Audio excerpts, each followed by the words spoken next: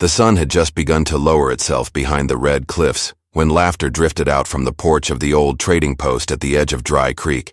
The sound carried over the dust and sagebrush, light and teasing, the kind that turned a few heads and earned a few knowing smiles. Evening had settled soft over the village, the sky glowing orange and gold as the wind carried the scent of wood smoke and horses. Folks had gathered like they did every night, ranchers done with their day's work, travelers resting their boots, and the usual crowd looking to share stories over weak whiskey and stronger opinions. On that porch, leaning against a post with one boot crossed over the other, stood a woman named Clara. She was all confidence and charm, her copper hair tied up in a loose bun that always seemed one gust away from falling apart. The men around her hung on to every word, mostly because she said what others were too cautious to. Her laughter rolled smooth, the kind that could fill a room or break an awkward silence. And when she leaned forward, eyes glinting with mischief, she said the line that would echo through the night and change more than she ever could have guessed.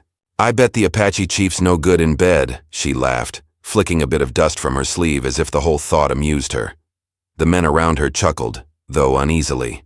Even in a place like Dry Creek, where gossip ran faster than the river and respect had to be earned daily, there were lines folks didn't cross out loud. But Clara never did like lines much. She liked to see how close she could get before someone told her to stop. Old Tom, who owned the trading post, coughed into his cup. "You best mind your tongue, Clara," he muttered. "That man's done more for this land than half of us put together." "Oh, please," she said with a dismissive wave. "He may wear feathers and command respect, but don't tell me you think he's got charm. A man that serious has no room for fun." Her words carried farther than she thought. "Trunanint." Breeze had stilled for a moment as though the land itself was holding its breath. Behind her, at the edge of the porch, a shadow moved. Tall, silent, steady. The boards creaked softly beneath his boots. But no one dared to say a word. The chief had come down from the high ridges earlier that day, wordless as ever, to trade for supplies. He rarely spoke in English unless he had to, and when he did, his voice carried a quiet authority that made others pause before answering. He wasn't one for boasting or loud company, which only added to his mystery. Folks respected him, feared him a little even, not because of his power, but because he carried himself like a man who'd seen too much and forgotten nothing. No one knew exactly what he thought of the settlers that had slowly carved their homes into the desert. He helped them when the rivers dried or storms hit, but kept his distance otherwise. He was a man who could track a deer for 3 days without sleep, ride through a sandstorm without flinching, and stare a rattlesnake down without blinking. Yet for all that strength, there was something almost calm about him, like he had long ago made peace with things others still wrestled with. As Clara went on, unaware of the silence spreading behind her, she leaned forward and said with a smirk, "You know, I'd wager he wouldn't know what to do with a woman if she stood right in front of him." A few nervous chuckles broke through and one man muttered, "Careful now." But it was too late. The door creaked open, slow and deliberate. A shadow stretched across the porch, long and still. Clara turned, mid-laugh, and froze. He stood, there, framed by the fading sunlight, tall, broad-shouldered, his dark eyes fixed on her with a quiet intensity that made the air seem to thicken. The chief said nothing, but his presence alone was enough to drain the color from her face. For a long heartbeat, the world around them seemed to vanish. The laughter, the wind, even the buzz of crickets, all of it slipped away. No one spoke. No one dared. Then, without a word, he stepped down from the porch and disappeared into the dusk, leaving behind only the echo of boots against the wood. Clara swallowed hard, forcing a laugh that didn't quite reach her eyes. "Well," she said after a moment, "guess he heard me." Old Tom shook his head. "You think this town's small, Clara? The land's smaller. Out here words travel faster than fire, and sometimes burn just as hot." She rolled her eyes, pretending she didn't care, but as the night deepened, her thoughts kept circling back to that look he'd given her. Not angry, not cruel, just unreadable. It made her uneasy in a way she couldn't name. By morning, talk of the porch scene had spread across Dry Creek. Every whispered version added a new detail. Some said the chief had spoken under his breath, Others claimed he'd smiled. Nobody really knew, but everyone loved to guess. Clara tried to shrug it off. She was used to talk. People had been whispering about her since the day she came to town, alone, with nothing but a satchel and a letter she never showed anyone. She worked at the post, kept her chin high, and never let the gossip bother her. But this felt different. Something about the chief's silence had settled deep under her skin. That night, as the coyotes howled in the distance and the wind swept dust across the empty road, she found herself staring toward the ridge where his campfires usually flickered faintly against the dark hills. A storm was coming, the kind that didn't need thunder to make itself known. 2 days later, a rider came through the village, covered in dust, his horse lathered with sweat. He said some cattle had gone missing from the far side of the valley, near the river that cut through Apache land. The settlers were quick to point fingers, quicker still to gather guns. Old grudges had a way of surfacing fast in Dry Creek. By sundown, the tension hung heavy in the air. The chief hadn't been seen since that evening on the porch. And though no one said it out loud, everyone felt the same uneasy thought. What if her words had started something that couldn't be undone? Clara tried to ignore the stares, but guilt was a heavy thing. When she went to the trading post that night, she found the place nearly empty. Only old Tom was there, sweeping the floor with slow strokes. "Tom," she said quietly, "you think he's angry?" Tom looked up, leaning on the broom. "Angry? Maybe. Hurt? Maybe that too. But men like him don't act on pride. They act on principle. You best hope you didn't bruise that." She nodded, chewing her lip, unsure what to say. Outside, the night wind picked up, scattering dust down the main road. The lantern swayed, casting restless shadows across the wooden walls. And somewhere far off, a horse neighed sharply, the sound echoing through the canyon. Clara turned toward the sound, her pulse quickening. The door to the trading post creaked as it opened, and the lantern flame flickered. In the doorway stood the Apache chief, silent as before, his eyes steady on her. The same unreadable expression, calm but piercing. He took one slow step forward. Every heartbeat seemed to stretch. "I came to return what was taken," he said finally. His voice low, rough like gravel in a dry riverbed. Clara blinked. What do you mean?" He reached into his coat and set something on the counter, a silver pendant, the kind she'd lost weeks ago and thought gone forever. "You dropped this," he said simply. She stared at the pendant, then at him. "Why return it now?" she asked softly. He met her eyes, and for a moment something shifted in his expression. "Because words like things should not be lost." Before she could reply, he turned and stepped back into the darkness. The door shut behind him, leaving her standing there with her heart pounding and the silver pendant glinting in the lamplight. Outside, the wind rose again, carrying dust, secrets, and the echo of a man's quiet footsteps fading into the night. And as the lantern flickered low, Clara realized something she hadn't before. Some debts weren't paid with words, and some stories didn't end where they began, but this one had only just started. The morning after the chief returned Clara's pendant, the village of Dry Creek woke under a pale sun and a heavy silence. Dust hung in the air, still as if the land itself was waiting for something to happen. The usual chatter outside the trading post was quieter, the laughter replaced by low murmurs and side glances. People went about their work, but their eyes often drifted toward the ridges to the south, where the Apache lands stretched out in shades of red and gold. Clara hadn't slept much. She sat by the window of her small room above the post, the silver pendant resting in her hand. The faint scratches on its surface caught the light. It wasn't worth much, but it had been hers since her father gave it to her as a girl, back before he disappeared chasing gold and dreams across the Arizona desert. She used to believe it brought her luck. Now she wasn't sure if it had brought her something else. Every time she closed her eyes, she saw the chief's face in the dim lamplight, calm, but carrying something beneath it. Not anger, not even resentment. It was the look of someone who knew more than he said. She couldn't stop wondering what he'd meant about words not being lost. Downstairs, old Tom was already sweeping the porch when she came down. He looked up, giving her a small nod. "You look like you've seen a ghost," he said. "Maybe I have," Clara replied softly. Tom leaned the broom against the wall. "You best stay clear of that man's path for a while. Folks are on edge. That missing cattle's got everyone pointing fingers and you stirred enough dust already." "I didn't mean to," she said. "I was just talking. Didn't think he'd hear?" "That's just it," Tom said, tapping his temple. "You never know who's listening in this town. And the Apache, they don't forget what's said, even when you think the winds carried it off."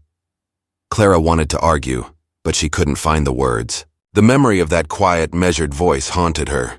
"You think he believes I meant to insult him?" Tom shrugged. "Doesn't matter what he believes. What matters is what comes next. You'd do well to stay out of it." But staying out of things wasn't something Clara did easily, especially not now when every whisper seemed to lead back to her. As the day went on, she noticed more people giving her sidelong looks. A few women who'd once stopped to chat now crossed the street instead. The tension in the air was so thick it made the smallest sounds feel louder: the clatter of wagon wheels, the distant bark of a dog, even the echo of footsteps. Late that afternoon, a rider came down from the ridge, a young man from the ranches to the east. His horse was covered in dust and his face looked grim. He said there'd been another theft, more cattle gone, and this time, tracks leading straight toward the Apache territory. By sundown, a group of men had gathered outside the saloon, rifles leaning against the rail. Voices rose sharp and restless. "They've gone too far," someone said. "We've been patient long enough." Clara stood near the doorway, listening, her stomach tight. The words felt dangerous, like dry tinder near a spark. A tall rancher with a sunburned face spat into the dirt. "If the chief wants to act like we won't defend what's ours, he's got another thing coming." Tom came out from the trading post, raising a hand.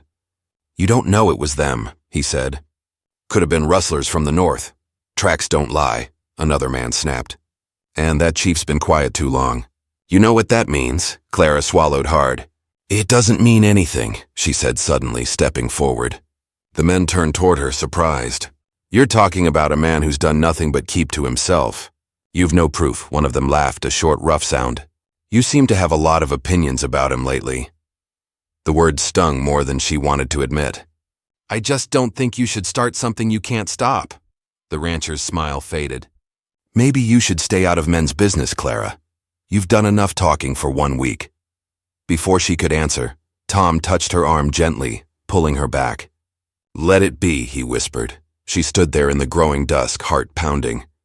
The men mounted their horses, the sound of hooves echoing down the dusty street as they rode off toward the ridge. The town felt emptier after they left. Even the wind had quieted, as though waiting. Clara went back inside, but she couldn't shake the feeling that something terrible was beginning. That night she lit a single candle and stared at the flame until it blurred. She thought about the chief's camp miles away. Did he know what the settlers were planning? Did he care? And why had he returned the pendant at all? What message was hidden in that gesture? When she finally drifted into sleep, it was uneasy and filled with fragments of dreams, voices calling her name, the sound of hooves, and the chief's steady gaze beneath a stormy sky. The next morning, she woke to shouting. She threw on her shawl and ran downstairs. Outside, a small crowd had gathered. Tom was there, talking in low, urgent tones to a deputy from the next town over. His horse was still sweating, dust clinging to its mane. "What's happened?" Clara asked. Tom's face was grim. "They found one of the ranchers," he said quietly. "Down by the river. He's alive, but barely. Says they were ambushed in the canyon. He swears the chief's men were there." Clara's breath caught. "That can't be true." "Doesn't matter if it's true," Tom said. "The town's made up its mind." Before she could ask more, a group of armed men rode past, heading west toward the hills. The deputy turned to her. "You'd best keep indoors, miss. This might get rough before it gets right." She watched them disappear into the horizon, her chest tight. The fear in the air had turned into something sharper now, anger. Maybe even vengeance. As the day wore on, the sky grew heavy with dust clouds, and a strange stillness settled over Dry Creek. The streets emptied. The trading post door stayed locked. Somewhere, a dog barked once and went silent. By evening, the first signs of the storm rolled in. Wind swept down from the ridge, carrying grit and the smell of rain that hadn't yet fallen. Clara stood at the window, watching the horizon flicker with lightning. The pendant still hung around her neck. It felt heavier now, almost like it carried a weight beyond its size. Tom came up behind her. "You're thinking about going after them, aren't you?" he asked quietly. She didn't answer. "Don't," he said. "You can't fix what's already broken. If the men want blood, they'll find a reason for it. Don't let them find it in you." She turned to him, her voice low but steady. "I started this. I can't just sit here," Tom sighed. "You didn't start the hate in these hills, Clara. It was here long before you spoke a word. But maybe you can end something if you're careful." The wind howled through the gaps in the shutters. Clara looked out once more toward the dark hills. In the distance, faint orange light flickered. Campfires, or maybe something burning. She made up her mind. Before dawn, she saddled one of Tom's old horses, wrapping her shawl tight against the cold. The town was still asleep, but the silence carried its own kind of noise. Fear, regret, waiting. She rode out quietly, heading toward the ridge where the Apache land began. The path was rough, the ground still wet from the night's storm. As she rode, the first light of morning touched the rocks, turning them blood red. She could see the river below, glinting faintly. Somewhere near there was where the fight had taken place. She slowed her horse near a cluster of cottonwoods. The air smelled of smoke. When she dismounted, she saw broken branches, hoof prints, and a few scraps of cloth caught on thorns. Then she heard it. A sound, faint but distinct, a man's voice. She followed it carefully, moving through the brush until she reached a small clearing. There, near the water's edge, sat the Apache chief. His horse grazed nearby, his bow resting across his knees. He looked up as she approached, his expression unreadable as ever. "I didn't think you'd come," he said quietly. "I had to," she replied. "They're saying you attacked the ranchers." He studied her for a long moment, then shook his head. "We defended our ground. They crossed the river first." She nodded slowly, unsure what to believe, but deep down, she knew he was telling the truth. "They're riding back now," she said. "Armed, angry. They'll come here." He looked toward the horizon where the dust was already rising. "Then the land will drink more blood," he said softly. Clara took a step closer. "Let me help." He turned his gaze back to her, his eyes dark and steady. "You can't stop what's coming," he said. "But you can choose what side of it you stand on." Behind them, the wind shifted, carrying the faint sound of approaching horses. Clara's pulse quickened. The first light of dawn touched the chief's face, and for a moment, she thought she saw something there, a hint of sadness, maybe even mercy. The sound grew louder, and then the first rifle cracked through the morning air. Clara flinched as the echo rolled across the valley. The chief rose slowly, his hand resting on the hilt of his knife. "Go," he said quietly, "before they see you." But she didn't move. The horses were close now, shadows moving fast through the dust. And in that moment, standing between two worlds ready to tear each other apart, Clara finally understood that words, once spoken, could indeed start a war. The wind whipped her hair across her face, the pendant glinting in the new light. And as the sound of gunfire thundered again through the canyon, everything that had been left unsaid hung heavy in the air, waiting to decide the fate of Dry Creek. The first shot echoed through the canyon like thunder, scattering the birds from the cliffs and setting Clara's heart racing. Dust rose from the dry earth as horses burst through the brush, settlers with rifles drawn, faces hard in the dim morning light. The air smelled of sweat and gunpowder, thick with fear and pride. The Apache chief didn't move at first. He stood tall, calm, his eyes narrowing slightly as the riders drew closer. Clara could hear the shouts now, angry, panicked words carried on the wind. She wanted to call out to stop them, but her voice felt trapped in her throat. Another gun fired. This time, the bullet struck a rock near the river, spraying gravel. The horse beside her spooked, jerking the reins from her hand. She stumbled, nearly falling, before the chief caught her arm and pulled her behind a fallen tree. "Stay low," he said firmly, though his tone was still calm. "They won't aim for what they can't see." She looked up at him, her breath uneven. "You have to tell them to stop." "They wouldn't listen," he replied. "Not to me. Not now." He motioned to the men hiding near the trees, Apache warriors, maybe a dozen of them. They watched silently, weapons ready, but none had fired yet. Their restraint was eerie, their patience like stone. Clara realized they weren't attacking. They were waiting. The settlers slowed their horses near the riverbank, forming a line. The one in front, a broad-shouldered rancher named Dugan, shouted across the canyon. "We know you're there." You think you can steal from us and hide behind your land? We won't stand for it. The chief stepped out from behind the tree. Clara's breath caught as he raised his hands, showing he held no weapon. His voice carried clear and steady over the rushing water. No cattle were stolen. Your men crossed the river first. You brought this upon yourselves. Dugan spat into the dirt. You calling us liars? I'm calling you blind, the chief said. The insult hit its mark. Dugan's face darkened, and he aimed his rifle. You'll regret that, savage. Clara's heart pounded as she rushed forward. Stop, please stop this before someone gets killed. Dugan hesitated, startled by her sudden movement. His rifle wavered slightly, but another man fired instead, and the sound cracked through the canyon like lightning.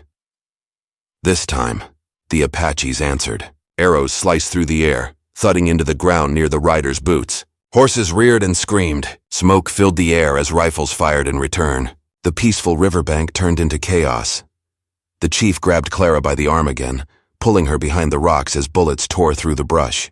You shouldn't have come here, he said, his voice low. I was trying to stop it, she said breathlessly. You can't stop a storm that's already broken, he replied. For what felt like hours, but was only minutes, the battle raged. The echoes bounced off the cliffs, the gunfire blending with shouts and the terrified cries of horses. Then slowly the noise began to fade. One by one, the settlers retreated, dragging their wounded and shouting for help. When the last echo died, the silence returned like a heavy blanket. The air was thick with smoke and dust. Clara peeked over the rock. A few of the chief's men were tending to their injured. Across the river, Dugan's group had scattered. The ground between them was littered with broken arrows and spent shells. The chief stood in the open again, his face expressionless, though his eyes were distant, like he'd seen this scene too many times before. They'll be back, he said quietly. Clara swallowed hard. Can't you go talk to them? Make them see reason? He turned to her. They don't want reason. They want someone to blame, and your words gave them what they needed. The truth in his voice hit harder than she expected. She looked down at her hands, trembling and dirty. Then let me make it right. He studied her for a moment. You can't undo fire with more fire. Then what do I do? She whispered. He didn't answer. Instead, he turned toward the ridge and signaled his men to move. They began packing up quickly, gathering supplies and fading into the trees like shadows. Clara followed, unsure where else to go. They rode north, away from the canyon. The chief led the way in silence, his posture straight despite the exhaustion that showed in the lines of his face. The trail wound through narrow ravines and dry creek beds until they reached a small hidden camp, a circle of tents and a single fire pit surrounded by stone. As the others tended to the wounded, Clara sat near the fire. The heat from the flames didn't chase away the chill running through her. The chief finally sat across from her, cleaning a cut on his arm with quiet precision. You could have left, he said without looking up. Why didn't you? She hesitated. Because I couldn't. I felt like I owed something. To you, to this place, he nodded slightly. Owing is dangerous. It keeps people tied to what they don't understand. She wanted to ask him more, about the missing cattle, about why he hadn't fought back harder. But before she could, an older man approached. His hair was gray, his eyes sharp and steady. He spoke briefly in Apache, his tone serious. The chief listened, then stood. What is it? Clara asked. Scouts saw more riders coming from the east, he said. Not settlers this time, soldiers. Her stomach dropped. The army? He nodded. They've heard of the fight. They'll come to bring order, but their kind of order isn't mercy. The realization hit her like a stone. If the soldiers reached the canyon, they wouldn't care who fired first. They'd wipe out anyone they saw as a threat. What will you do? She asked. We'll move north by night, he said. Hide where the land remembers us. Clara looked toward the horizon. The last of the sunlight was fading, painting the sky in streaks of red and purple. I should go back, she murmured. Warn them. Tell them to stop. They won't listen to you now, the chief said. Maybe not, she said quietly, but I have to try. He stared at her for a long moment, then reached into his pouch and pulled out a small piece of carved wood, a charm shaped like a hawk. He placed it in her hand. Take this. If the soldiers come, show it to their leader. Tell him I seek peace, not war. She nodded, closing her fingers around the charm. Will they believe me? He met her eyes, his voice soft but steady. That depends on whether you believe yourself. The wind shifted, carrying the sound of drums, faint, distant, but growing louder. Clara rose, heart pounding. "I'll find a way," she said. "I'll stop this." She left before dawn, the hawk charm tucked safely against her chest. The ride back to Dry Creek felt longer than before. The trails looked different in the pale light, the air heavy with dust and smoke. By the time she reached the town, the sun was already high, and soldiers had arrived. Their tents lined the main road, their horses tied outside the saloon. Men in blue coats marched with rifles, their expressions stern. A flag hung limp in the wind. Old Tom spotted her first. "Clara!" he called, hurrying toward her. "Where in blazes have you been?" "Up by the river," she said breathlessly. "Tom, you have to tell them not to go after the Apaches." "They didn't start this," Tom frowned. "Tell that to the captain. He's already planning to head out by sundown." Clara pushed past him and went straight to the command tent. A tall officer sat inside, studying a map. His face was clean-shaven, his uniform crisp. He looked up as she entered. "Ma'am," he said curtly. "This is a restricted area. I have to speak to you," she said, stepping forward. "You're making a mistake." He arched a brow. "I doubt that." She took out the carved hawk and set it on his desk. "The Apache chief gave me this. He wants peace. He's not your enemy." The officer studied the charm for a moment, his expression unreadable. Then he leaned back. "You expect me to trust the word of a tribesman based on a trinket?" "He's not lying," Clara said firmly. "He was defending his land." The settlers crossed first. The officer's tone stayed cold. "That may be, but a man was killed, miss. My orders are to restore control." "You'll start a war if you go out there," she said. He met her gaze. "Miss, that war's already started." She felt the weight of his words settle like lead in her chest. When she stepped outside, the town was buzzing. Soldiers loading supplies, settlers whispering in doorways. Tom came up beside her. "What did he say?" "That they're going anyway," she said softly. He nodded grimly. "Then all we can do now is pray." As the soldiers mounted their horses and began to ride toward the ridge, Clara stood in the dust, watching them disappear into the same horizon she'd just come from. The hawk charm hung heavy around her neck. Somewhere out there, the chief was waiting, watching the same sky, knowing what was coming. And though the sun was bright overhead, the shadow it cast over Dry Creek felt long and cold. For Clara, the silence that followed wasn't peace. It was the kind that came before the storm. The sound of horses and clanking metal filled the streets of Dry Creek as the soldiers rode out toward the ridges. Dust rose behind them in a long, slow cloud that caught the light of the afternoon sun. Clara stood on the edge of the road, her hands clenched at her sides, watching the line of men grow smaller and smaller until they disappeared beyond the hills. The air felt heavy, like it was holding its breath, waiting for something to break. Old Tom came up behind her, wiping his brow with the back of his sleeve. "You did what you could, Clara," he said softly. "Ain't your fault they don't listen," she shook her head. "It feels like it is." "Every word that started this came from my mouth," Tom sighed. "The world's full of folks waiting for someone to blame. You gave them an easy one, that's all." Clara looked toward the horizon, the same ridge where she'd last seen the Apache chief standing against the dawn. "If they go after him, he won't run," she murmured. "He'll stand his ground." Tom didn't answer. He didn't have to. They both knew what that meant. As the hours passed, the village grew quieter. The usual sounds, the hammering from the blacksmith, the clatter of wagons, the laughter from the saloon, faded into an uneasy silence. Everyone knew the soldiers would return eventually, but no one knew in what condition. It wasn't the first time Dry Creek had been caught between the army and the Apache, but this time it felt different. This time, the trouble had a face. A woman's words, a chief's silence, and the weight of pride on both sides. By sundown, the wind had turned colder, sweeping through the empty streets like a warning. Clara sat on the porch of the trading post, her shawl wrapped tightly around her shoulders. The silver pendant glinted against her chest, catching the last bits of fading light. She couldn't stop thinking about the chief's words. "You can't stop what's coming, but you can choose what side of it you stand on." She didn't want sides. She just wanted the shooting to stop before the land soaked up more blood. The next morning, before dawn, she woke to shouting. Someone was pounding on the door below. She hurried downstairs and found one of the younger ranch hands, his face pale with dust and fear. "They're in trouble," he gasped. "The soldiers, they were ambushed in the canyon. Half of them pinned down near the river." Tom was already pulling on his coat. "How far?" Maybe an hour's ride, the man said. But the chief's people are all around them. Clara's heart thudded hard in her chest. We have to go, she said quickly. Tom looked at her, startled. We? Clara, you're not going anywhere near that canyon. I know him, she said. Maybe I can make him stop before the soldiers do something worse. Tom hesitated. You'll get yourself killed out there. Maybe, she said. But if I don't go, more people will. Tom looked at her for a long moment, then nodded slowly. All right, he said finally. But you'll need a white flag and a strong horse.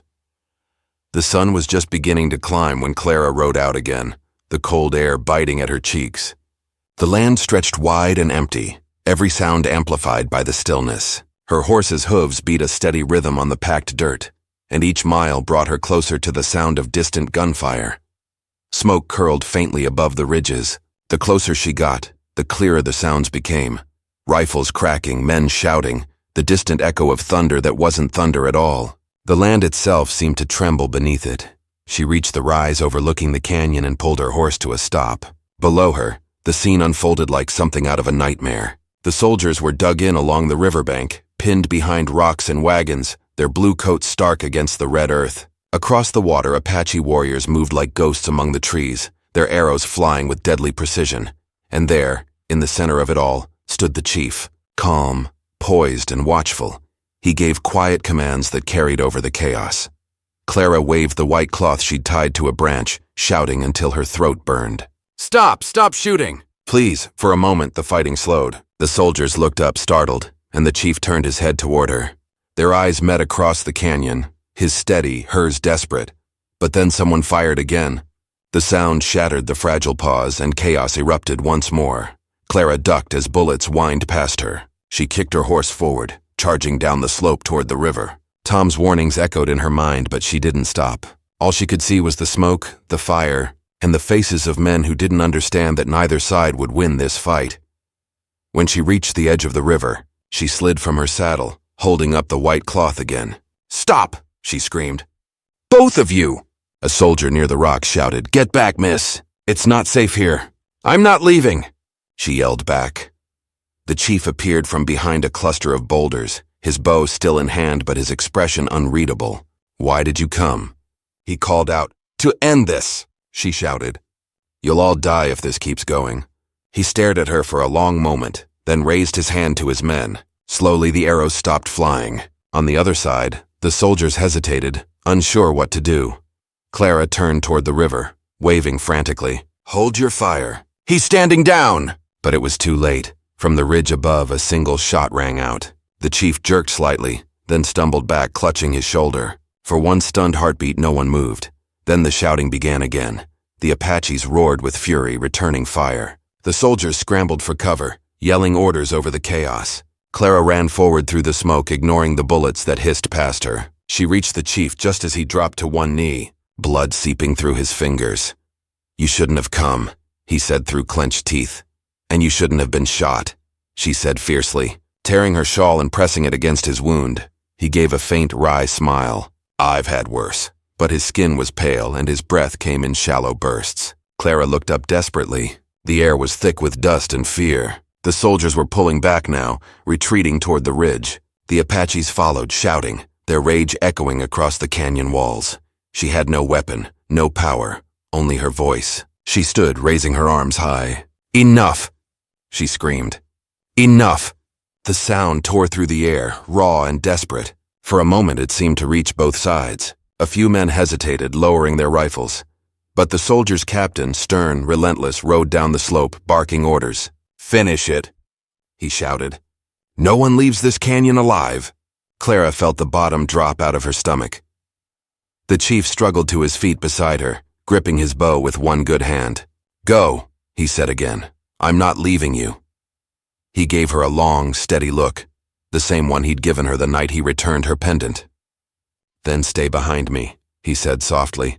The two of them stood together as the storm of violence closed in once more. The crack of rifles filled the air, smoke curled from burning brush, horses screamed, and through it all, the river kept running, steady and indifferent, carrying with it the blood and the sorrow of two worlds colliding. From the ridge above, Tom appeared, waving his arms frantically. "Clara!" he shouted, his voice barely carrying over the din. "Get back!" But she couldn't move. The ground shook as an explosion went off near the river, sending up a spray of water and dirt. The blast knocked her off her feet. When the dust cleared, she saw soldiers retreating again, dragging their wounded. The Apaches had fallen back too, their campfires smoldering in the distance. The battle had reached a stalemate, but for how long no one knew. Clara crawled back toward the chief. He was still breathing, though faintly. "You have to rest," she said, her hands trembling as she pressed the cloth harder. He looked up at her, his eyes steady even through the pain. "You wanted peace," he murmured. "This is what it costs." Tears stung her eyes. "Then I'll pay it," she whispered. Behind them, the captain was regrouping his men, barking orders to light torches. "We'll smoke them out before nightfall," he shouted. Clara turned toward the sound, her chest tightening. She knew what that meant. They weren't going to stop. They were going to burn the whole valley if they had to. The chief saw the fear in her face. "Go back," he said quietly. "Tell them what happened here. Tell them the truth before they bury it." She shook her head, her throat tight. "Not without you." He smiled faintly, the expression soft but full of something deep, something that felt like forgiveness. "Then you'll have to be very quick." The sky was darkening now, the last light of day bleeding out behind the cliffs. Smoke curled up in thin lines, rising like ghosts from the battlefield. The soldiers' torches glowed brighter against the growing night, their flames flickering like restless spirits. Clara stood, her heart hammering as the first sparks caught in the dry grass. The fire spread fast, licking through the brush, painting the canyon in orange light. The chief's men began to move again, shouting warnings in their language. Horses bolted. Somewhere, a wagon collapsed into the river. The air was alive with heat, gunfire, and the sound of things breaking. And in the middle of it all, Clara stood frozen, caught between the two sides, watching the fire climb higher, knowing that whatever happened next would decide the fate of Dry Creek forever. The chief rose beside her, his bow in hand, his eyes reflecting the flames. "Now," he said quietly, "the storm truly begins." And as the fire roared across the canyon, swallowing the last bit of light, the wind carried the echo of gunfire into the night, a warning that the end, when it came, would not come quietly. The flames tore through the canyon like a living thing, twisting and roaring in the dark. The heat pressed against Clara's skin, stinging her eyes as she stumbled through the smoke. The ground burned beneath her boots, and every breath came with a taste of ash. Behind her, the cries of men and horses mixed with the crackle of burning brush. The world had turned red and orange and endless. She turned back to where the chief had stood only moments ago, but he was gone. The firelight cast moving shadows across the rocks, and for a moment she couldn't tell what was real and what was only smoke and memory. Then she saw him, half hidden near the riverbank, struggling to stay on his feet as the flames closed in. Clara ran to him, her heart pounding in her ears. "You have to move," she shouted, grabbing his arm. He shook his head weakly. "There's no way through." "There is," she said firmly. "The water." Together they stumbled into the shallows, the cold current rushing against their legs. The fire hissed as it met the river, sending bursts of steam into the night. Clara could barely see through the smoke, but she pushed forward, holding on to him tightly. The only thing that mattered was getting out alive. When they finally reached the far side, she collapsed on the damp earth, coughing hard. The sky above them glowed with fire, and the sound of burning echoed across the canyon walls. The soldiers were pulling back, their torches flickering in retreat. The Apaches had scattered into the hills, shadows melting into the dark. It was over, or at least what could be called over. For a long time, neither of them spoke. The chief sat quietly beside her, his shoulder bound in her torn shawl. His face was streaked with ash, but his eyes were steady, watching the flames die down across the river. "You saved me," he said finally. She looked at him, her throat tight. "No," she said softly. "We saved each other." He gave a faint nod, as if that felt like the only truth worth holding on to. The fire burned for hours, but slowly the wind shifted and the night began to cool. When dawn finally broke, the canyon was quiet again. Smoke drifted in thin lines above the blackened earth, and the once green ridges were scarred and gray. Tom found them near sunrise. He looked exhausted, his face streaked with soot and worry. "Clara," he breathed, relief flooding his voice. "I thought you were gone." She stood unsteadily, brushing dirt from her skirt. Almost, she said with a weak smile. But not yet. Tom's eyes moved to the chief. For a moment there was silence between them. An old man, a wounded warrior, and a woman who had seen too much. Then Tom nodded. He saved you? Clara hesitated, then shook her head. We saved each other, she repeated. Tom sighed and looked toward the smoking canyon. The captain's gone. Took what's left of his men and headed east. He said he'd report it as a victory. A victory? Clara echoed bitterly. Is that what this is? Tom didn't answer. Maybe he couldn't. He just looked out at the ashes, the wreckage left behind by men who believed in winning at any cost. The days that followed passed in a strange blur. The townsfolk of Dry Creek came out to see what was left of the canyon. Some helped gather the wounded. Others only whispered among themselves, telling their own versions of what had happened. But none of them could deny that something had changed. The land itself felt different, quieter, older, as if it had seen enough to last a lifetime. Clara spent most of that time at the trading post, tending to the chief's wound and helping the remaining Apache families find safe passage back to their lands. The fighting had scattered them, but she knew they would rebuild. People always did, even after the worst storms. One evening, as the sun dipped low over the horizon, she found the chief sitting outside, watching the light fade over the hills.